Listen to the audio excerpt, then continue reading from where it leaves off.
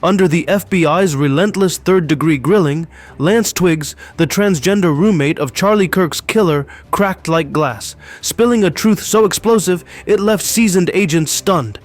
Yes, folks, Lance's jaw-dropping confession has torn this case wide open, setting the stage for justice to come roaring down for Charlie Kirk. What chilling secrets did Lance unload about the plot that took down the conservative titan? And will this finally bring the closure millions are screaming for? You've gotta stick with this video to the end to find out. And if you're as fired up as we are for truth and accountability, smash that like button and drop "We want justice for Charlie" in the comments.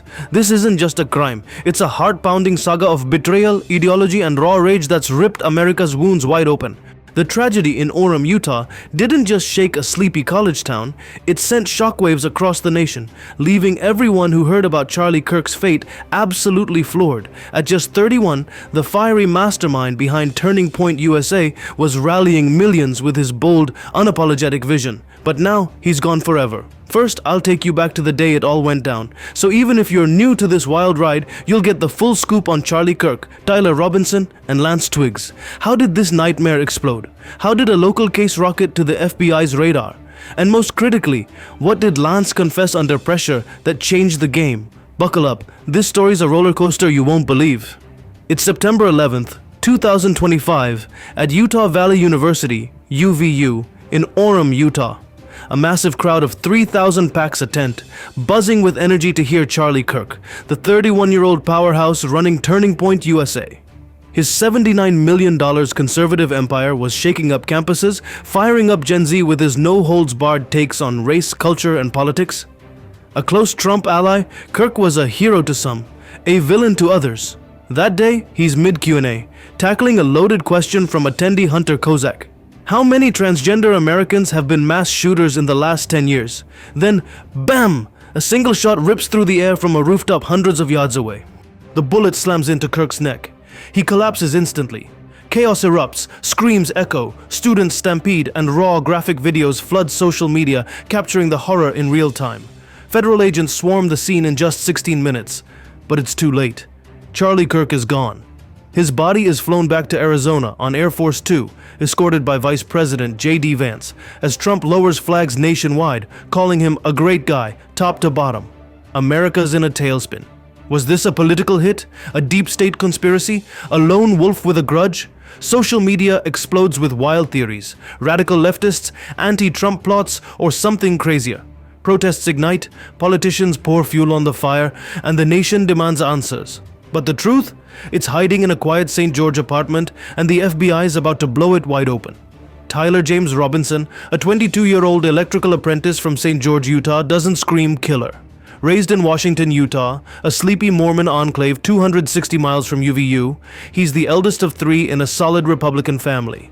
A straight A grad from Pineview High School, class of 2021, he nailed a 34 on the act, top 1% nationwide, snagging a scholarship to Utah State before switching to Dixie Technical College's electrical program.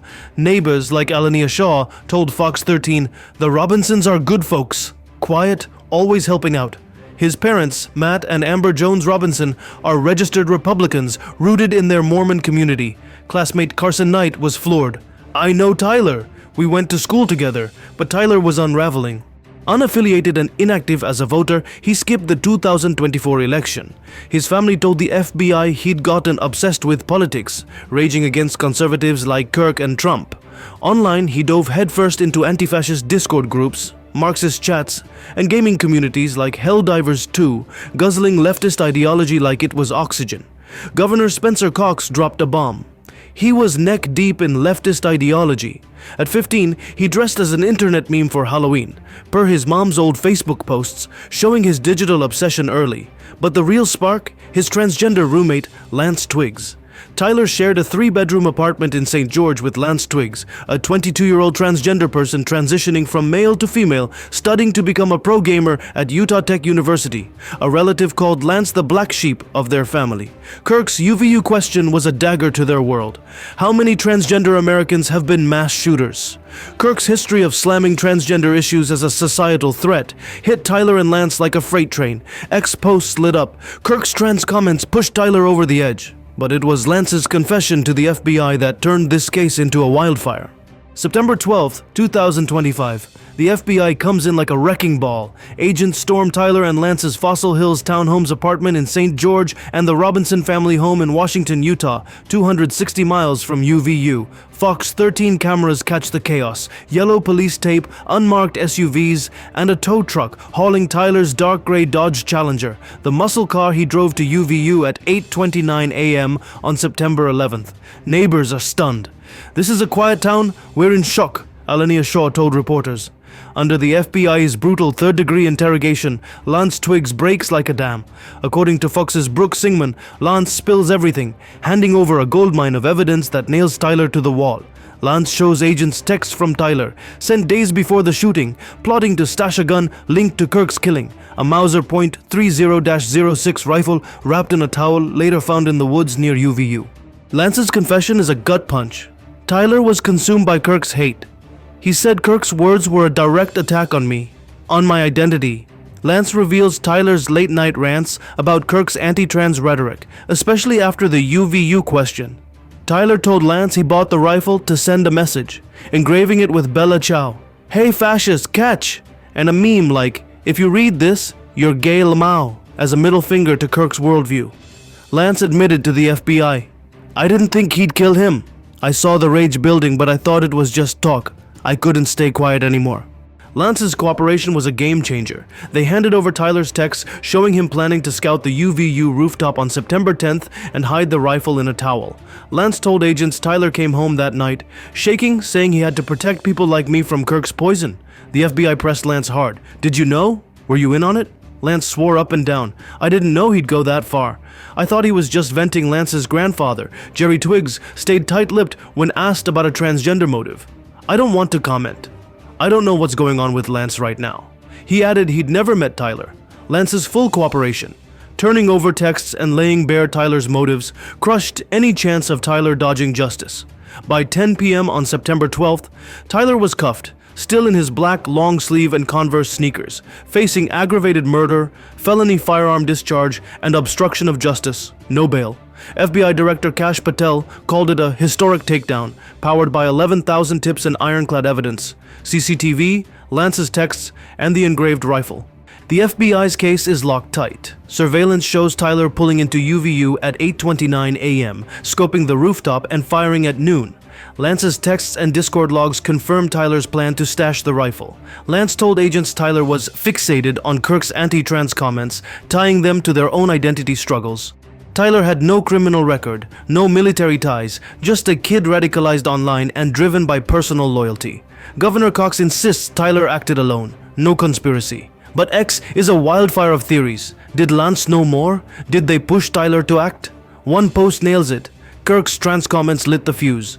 The FBI's diving deep into Tyler's and Lance's Discord and TikTok trails, convinced online echo chambers fueled the rage. A third-degree felony charge, 0 to 5 years, is on the table, but federal charges could bring life or the death penalty, ironic since Kirk once backed it. UVU's shuttered until Monday with a Kirk memorial planned. Social media's a full-on war zone. Some scream leftist terrorism, while others point the finger at Kirk's divisive words. Bogus claims Tyler in socialist gear or a secret Trump fan got debunked fast. Kirk's widow, Erica, took the mic, vowing, "Charlie's fight lives on." Trump roared on Fox and Friends, "We got him." Cox begged for peace. We need an off-ramp from this hate. Misinformation runs wild. Some claim Kirk's body was tampered with, but the post-mortem shows only a neck wound. This case echoes over 300 violent acts since 2021. A grim snapshot of America's fractures. Lance's confession paints a chilling picture. Tyler, consumed by fury over Kirk's words, acted to protect those he loved, like Lance. But Lance's choice to turn him in, handing over texts and bearing Tyler's motives, sealed the case. Was Lance just a bystander, or did they know more?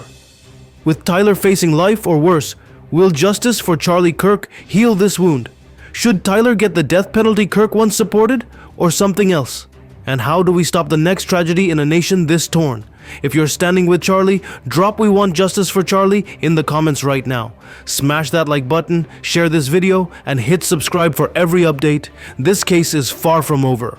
What's your take? Life, death, or something else for Tyler? Spill your thoughts below, and let's keep this fire burning. And subscribe the channel